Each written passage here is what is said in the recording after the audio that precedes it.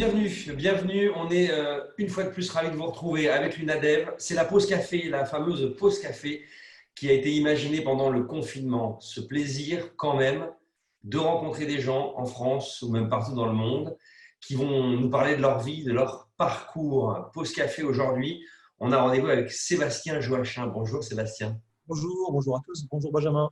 Comment ça va? Ça va bien, ça va Bon, plutôt pas mal. alors l'émission s'appelle Pause Café. La tradition est la suivante. Qu'est-ce que vous buvez, vous? Alors Sébastien, je vais vous en parler. Il est sportif, donc il fait un peu attention à ce qu'il mange, à ce qu'il boit. C'est quoi, vous? C'est du café, du thé, du chocolat? Alors moi le matin c'est des flocons d'avoine avec du lait d'amande, donc rien à voir pendant la semaine pour bien Mhm. démarrer la journée. Et puis le week-end, un petit café avec des toasts. Petit café avec des toasts. Mais j'imagine que vous faites attention à votre hygiène alimentaire, parce que Sébastien, vous allez le comprendre, fait de la boxe quasiment tous les jours. Non, je varie les plaisirs, on va dire. Je fais de la muscu, je fais de la boxe, du cardio, je fais du muay thai. Et ce qu'on appelle, alors attendez, le sport qu'on fait au sol, je ne me rappelle plus comment ils appellent ça. Je ne me rappelle plus comment on appelle ça avec des push-ups, des pompes, des machins, des squats, des exercices variés. Voilà, c'est un nouveau nom, c'est très mode en ce moment. Je ne me rappelle plus comment ça s'appelle, mais bon, voilà. Bon, C'est un ça, se mélange. ça se confirme, Sébastien est un vrai sportif. Il aime bien quand même. C'est pas juste amateur, hein, il y a quand même une vraie volonté que ça sorte. Ouais, disons que ce n'est pas du sport du dimanche, on va dire. Voilà. C'est pas un sport rémunéré, mais je fais 2 heures à 2 heures et demie par jour de sport. Alors pour commencer cette interview, je vais vous lire un petit texte pour celles et ceux qui nous regardent, qui nous écoutent. Un jour de 1984, consultation en ophtalmologie, des taches étranges sur ma rétine. C'est au cours de cette matinée singulière, à l'occasion d'une banale consultation, que les médecins ont mis le doigt par hasard sur ma maladie. Nous sommes à l'hôpital avec maman et papa. J'ai 5 ans et Sylvain en a 3. Mon frère et moi, on se réveille très souvent, les mirettes, comme dit mamie, gonflées et complètement collées. Ça fait bizarre lorsque dans les premières minutes, tu ne comprends pas ce qu'il t'arrive et qu'en essayant d'ouvrir les yeux, comme chaque matin, la lumière ne s'allume pas, même après que l'un des parents ou mamie ait appuyé sur le bouton de l'interrupteur. Voilà malheureusement comment un jour, Sébastien et sa famille ont vu leur vie basculer, car Sébastien, vous êtes atteint de ce qu'on appelle le CHM de choroïdérémie. Bien prononcé, exactement, c'est ça. Aujourd'hui, donc, ça fait 40 ans que vous vivez avec cette maladie Ouais. qui, malheureusement, tout doucement, vous amène un jour, malheureusement, à ne plus voir. Aujourd'hui, vous voyez un tout petit peu de l'œil droit, c'est ça? Voilà, alors c'est une maladie génétique, donc je l'ai eu depuis la naissance, la choroïdérémie. C'est une maladie qui est évolutive et dégénérative, en effet. Et donc c'est une maladie qui a évolué jusqu'à maintenant. Alors au départ, je voyais relativement bien, hein, même quasiment comme n'importe qui. Puis au fur et à mesure, tous les symptômes se sont manifestés. Et aujourd'hui, je suis fortement déficient visuel, on va dire handicapé visuel. Je suis aveugle de l'œil gauche, hein. Mon médecin me l'a dit il n'y a pas longtemps, mon œil gauche est foutu. Et l'œil droit, il me reste une vision tubulaire résiduelle qui me permet encore de lire et d'écrire très lentement, mais Oui, ça me permet d'écrire et de lire encore un peu. exactement. Alors finalement, euh, vous pouvez comprendre tout ce parcours de Sébastien grâce à un livre. C'est l'extrait de ce livre que vous avez entendu au début de l'interview, un livre qui s'appelle Une cécité à pas de loup, un livre témoignage chez Book Édition. Vous avez écrit, votre livre fait beaucoup parler de lui, et, a été évidemment partagé, lu par énormément de gens qui ont vécu, qui ont malheureusement cette maladie génétique ou une autre, mais qui ont un handicap comme le vôtre. D'ailleurs, je vous invite à aller suivre la page de Sébastien sur Facebook, parce que Sébastien, il raconte beaucoup de choses. Vous racontez plein de choses sur Facebook.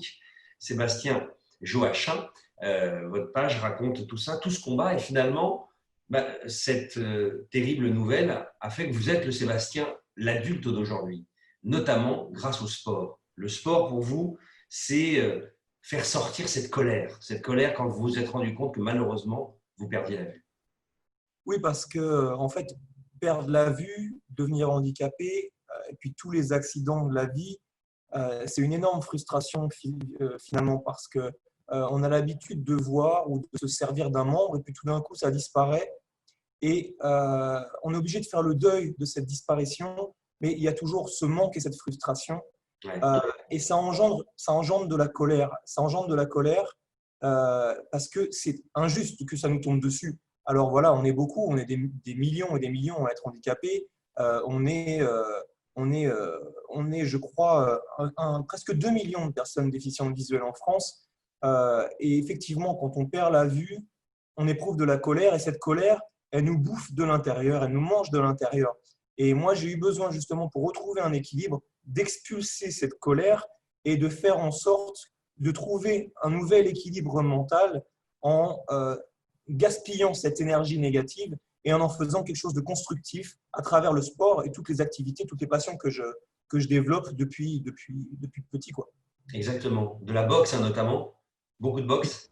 Oui, oui, de la boxe française, de la boxe anglaise, de la boxe américaine. Là, c'est du Muay Thai que je fais en ce moment. Euh, et puis du cardio-boxing, de la musculation. Voilà. Je fais 10 à 12 heures par semaine depuis presque 25 ans maintenant. Ce garçon est un hyperactif parce qu'il aime le sport et certainement, vous avez transformé cette colère en une force pour avancer. Mais vous aimez la musique aussi. Vous chantez. Oui, je suis chanteur. Alors, je suis chanteur amateur, hein, mais j'ai fait partie d'une comédie musicale. J'ai travaillé avec plusieurs groupes. Je suis allé en studio. J'ai fait des représentations juste sur Facebook ou des représentations sur des scènes. Ouais. J'ai participé à des chorales de gospel. J'ai été soliste de gospel aussi dans des chorales de gospel. Euh, voilà, je chante, j'écris, voilà, je fais pas mal de choses et en fait, j'essaye de mettre en, comment dire, d'accomplir mes passions jusqu'au bout, quoi. Et vous êtes président d'une association qui porte vos initiales, l'association SJKB. Luttons ensemble contre la cécité de l'ombre à la lumière. Oui. C'est une association, alors le KB, ça veut dire Kick Blindness. Ouais, ça veut dire Kicks Blindness. C'est une façon de dire un peu, c'est l'état d'esprit de l'association qui est un peu punchy, qui est combative et qui a pour intention de ne pas voir la cécité et la perte de la vue comme une fatalité et de ne pas tomber dans le misérabilisme. Au Ouais. contraire, de mettre en avant des personnes qui s'accomplissent et qui servent d'exemple finalement à ceux qui ne trouvent pas forcément la voie du bonheur. Kick Blindness, en gros, franchement, si on le disait de manière un peu sportive, c'est donner un bon coup de pied au derrière à cette foutue maladie, quoi. Exactement, exactement. C'est exactement ça. Et c'est l'état d'esprit de l'association. Mon état d'esprit à moi aussi, finalement, je refuse de m'abandonner aux conséquences de la cécité et puis je cherche tous les moyens finalement de la repousser toujours un petit peu plus loin cette ombre. Vous êtes conscient, Sébastien, que on pourrait dire ce que vous nous racontez là sur votre vie, ce travail que vous faites chaque jour, aurait pu être sur n'importe quelle histoire d'une vie. Vous, c'est un problème malheureusement de santé, mais ça aurait pu être un problème familial, ça aurait pu être un problème d'argent, ça aurait pu être un problème quelconque. Mais vous êtes conscient que porter ce message-là aujourd'hui a des répercussions hyper positives, hyper importantes pour d'autres gens qui n'ont peut-être pas l'énergie ou l'envie de prendre la parole. Oui, alors c'est un message qui est universel, justement. Ce n'est pas un message que pour les personnes qui sont handicapées visuelles ou handicapées, comme je disais un peu plus tôt. C'est pour toutes les personnes qui sont bousculées par la vie et ça arrive à tout le monde un jour ou l'autre. Il y a un moment donné où on tombe, il y a un moment donné où la vie nous met à terre et il faut se relever, il faut aller de l'avant, il faut surmonter l'épreuve et les limites. Et ça, ce n'est pas dû que au handicap. Et il faut trouver la voie pour pouvoir justement aller au-delà de ces limites. Et c'est ce qu'on appelle la résilience. C'est justement la capacité d'aller chercher au fond de soi ses ressources pour pouvoir dépasser ses limites et finalement retrouver un chemin vers le bonheur et rebâtir, reconquérir ce bonheur.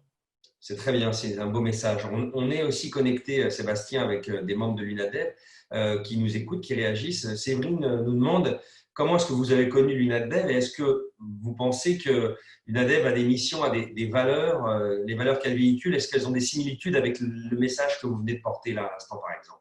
Alors, j'ai découvert l'UNADEF il y a pas mal d'années, hein, puisque c'est l'une des plus grandes associations qui combat le handicap visuel et on se retrouve justement sur des notions comme celle justement de sensibilisation, de mieux faire connaître la maladie pour mieux intégrer.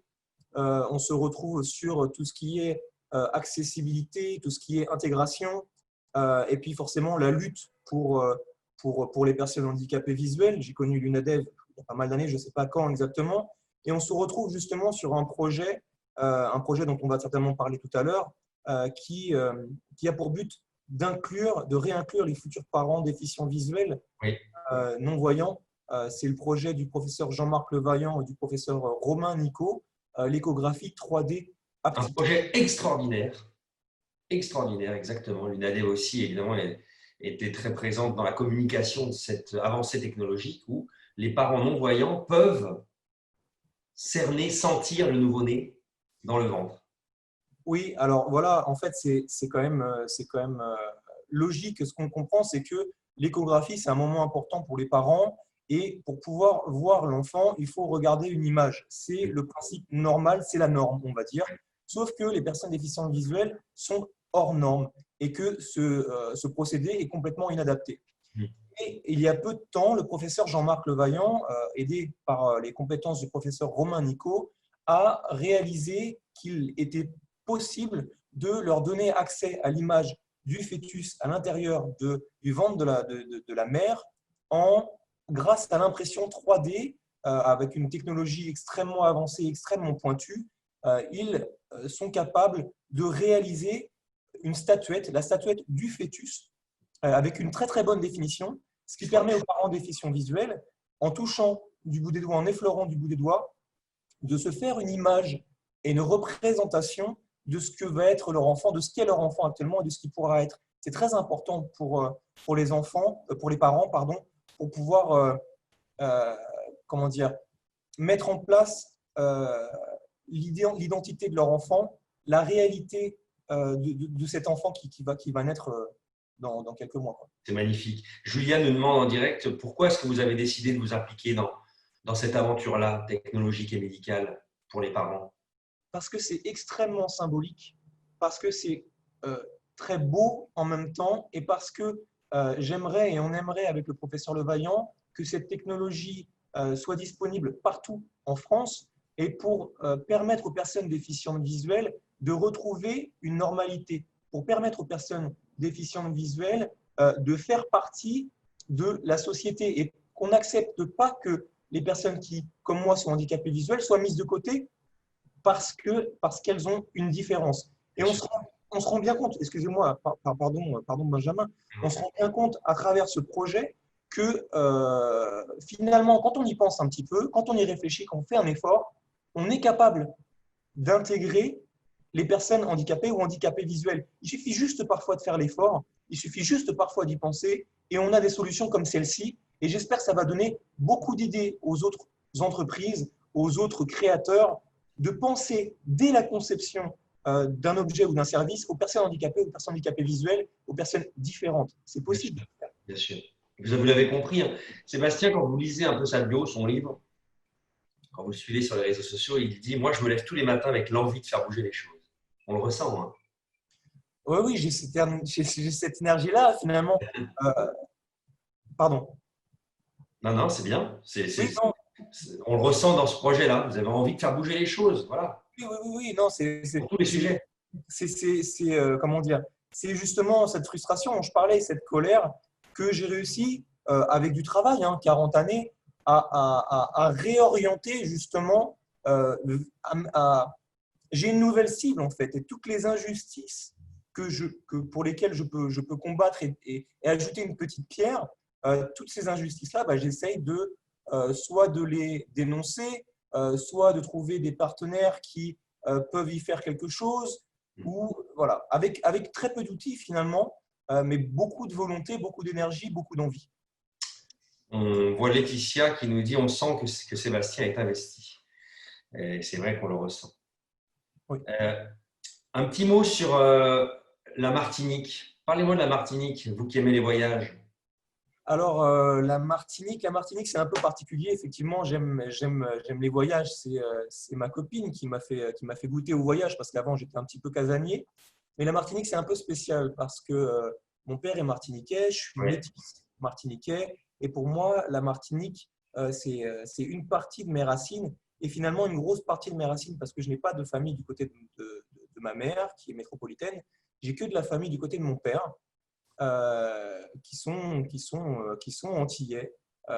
Donc pour moi, les Antilles, bah, c'est la beauté de l'île aux fleurs et c'est une région qui est toujours dans mon cœur, qui est toujours dans ma tête et qui fera toujours partie de ma vie puisque elle est une partie de mon sang et ma famille. Et voilà. Ouais. C'est vous qui l'avez entièrement écrit, ce bouquin? Ah oui, oui, oui, bien sûr. J'ai mis 4 ans pour l'écrire. Ouais. Alors, je lis beaucoup, donc j'ai pu comparer, j'ai pu aussi trouver des astuces pour mieux l'écrire. J'ai demandé des conseils sur Internet à d'autres personnes qui écrivent, à d'autres auteurs. J'ai cherché, j'ai réfléchi, j'ai structuré, j'ai déstructuré, j'ai retravaillé les textes pendant 4 ans. Et je suis fier de dire que je l'ai fait tout seul alors que j'avais a priori pas les outils et pas les études pour le faire parce que je n'ai pas des études littéraires poussées. Moi, j'ai fait de la psychologie. J'ai un master de psychologie, donc rien à voir.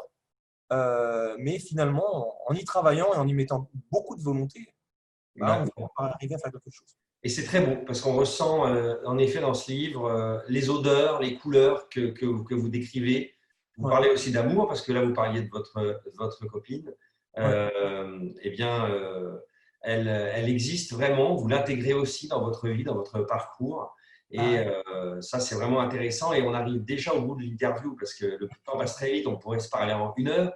Mais je voudrais vous lire pour terminer un petit extrait de ce livre. Alors, on nous demande est-ce qu'on peut voir la couverture du livre? Oui, oui, c'est très simple. Vous allez sur Facebook, vous tapez une cécité à pas de loup ou sur la page de Facebook de Sébastien Joachim, on voit très bien la couverture de votre livre. Petit extrait pour terminer cette interview. Nous vivions dans une maison plutôt modeste, mais elle avait été construite avec espoir. Elle était bien assez spacieuse pour y vivre à 6, entourée de chiens, de chats, de lapins et de perruches, sans que tout ce petit monde ne se marche dessus. Durant l'enfance, mes yeux étaient presque intacts et ils me permettaient de voir de la beauté en toutes choses, même s'il n'y en avait pas toujours. Je trouve ça magnifique. Et c'est un petit résumé qui donne le ton de votre livre et le ton de l'homme que vous êtes aujourd'hui, Sébastien. merci beaucoup. Je voulais juste ajouter une chose. Ce livre est accessible aux personnes déficientes visuelles. Je pense que c'est important. Il est disponible sur Kindle en numérique et ça permet l'option audio. Donc, pour les personnes qui ne voient pas ou qui ne peuvent pas lire, ce livre est accessible. Formidable. Beaucoup de réactions. Vous êtes épatant, Sébastien. Merci. Les gens écrivent que bravo pour l'interview. On aurait aimé l'entendre encore plus longtemps, vous voyez, mais on a décidé que ce serait une quinzaine de minutes parce que l'idée n'est pas de tout dire, mais maintenant, vous voulez en savoir plus, eh bien, vous allez voir ce beau message de résilience, ce message formidable que vous tenez dans ce livre et que vous continuez ensuite à prolonger grâce aux réseaux sociaux. Merci mille fois, Sébastien. Merci beaucoup, Benjamin. Merci À beaucoup à très toi. bientôt pour une nouvelle pause café avec les Nadev. C'était un vrai plaisir et j'espère un jour qu'on se verra en vrai. Pour moi aussi, c'était un vrai plaisir. Merci, Benjamin, et à bientôt. À bientôt tout le monde. Salut.